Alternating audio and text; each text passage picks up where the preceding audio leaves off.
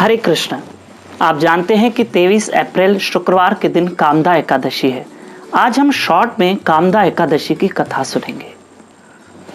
युधिष्ठिर महाराज ने भगवान श्री कृष्ण से पूछा कि चैत्र मास के शुक्ल पक्ष की एकादशी का नाम क्या है और उसकी कथा क्या है। भगवान श्री कृष्ण ने कहा कि यही बात वशिष्ठ मुनि महाराज ने राजा दिलीप को बताई थी।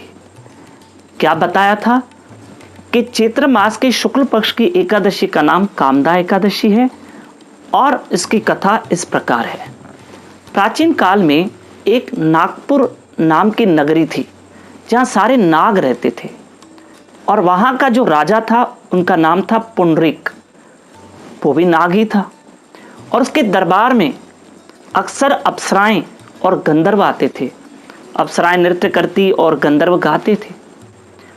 वहीं पर एक ललित नाम का गंधर्व आता जो गाता और ललिता नाम की अप्सरा जो उसकी पत्नी थी वो आके नृत्य करती। एक दिन की बात है कि राजा पुंडरीक जो नाग था उसने बड़ी सभा बुलाई। सारे नाग आ गए और ललित गाने के लिए आया, पर अप्सरा ललिता नहीं आई। ये दोनों पति पत्नी का आपस में इतना अटैचमेंट था कि एक दूसरे के बगैर वो नहीं रह पाते थे।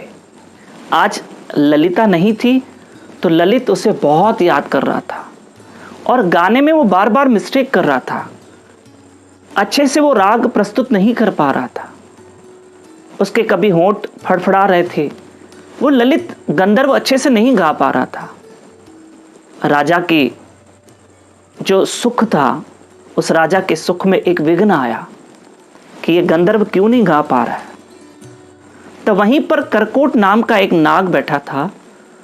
वो सब कुछ जानता था और वो ललित के मन की बात जान गया कि ये अपनी पत्नी को याद कर रहा है, जिसके कारण ये अच्छे से गा नहीं पा रहा है। तो उस करकोट नाग ने पुंडरीक नाग से राजा से कहा कि ये अपनी पत्नी को याद कर रहा है।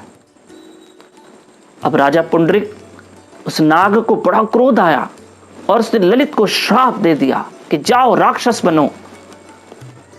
तुम यहां गान करने आयो या पत्नी को याद करने। इससे वो राक्षस बन गया। जब उसकी पत्नी ललिता को पता चला तो वो रोने लगी और अपने पति के पीछे पीछे घूमती, कोई तो हो, मेरे पति को राक्षस योनि से छुड़ाओ। अब एक वन में गई पति के पीछे पीछे। वहीं पर एक मुनि की कुटिया बनी हुई थी। अब साधुओं को देखकर हमारे अंदर श्रद्धा उमड़ आती है। तो ललिता ने, उस अप्सरा ने उस मुनि के चरणों में गिर के कहा कि मेरे पति को राक्षस योनि से छुड़ाओ।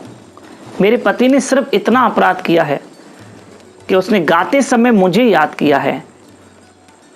तब उस मुनि ने कहा, अरे अप्सरा, इस वक्त चैत्र मास की शुक्ल पक्ष की कामदा एकादशी चल रही है।